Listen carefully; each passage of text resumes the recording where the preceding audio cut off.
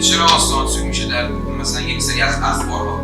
من بذار این قانون رو بخونم براتون. طبق قانون اساسی اصل 175 ماده 19 اخباری که باعث سوء استفاده دشمنان بشه باید بیان نشه. اخباری که پخش میشه از طریق رسانه ها نباید باعث فساد اخلاقی و حتی باعث فساد در جامعه بشه. اخباری که باعث لطمه زدن به احساسات دینی و هویتی و وحدت ملی بشه و تشنج ایجاد کنه در جامعه باید بیان نشه به هیچ عنوان. و مورد بعدی، روابط کشور ما و کشورهای برادر نباید از طریق این اخبارها به هم بریزه.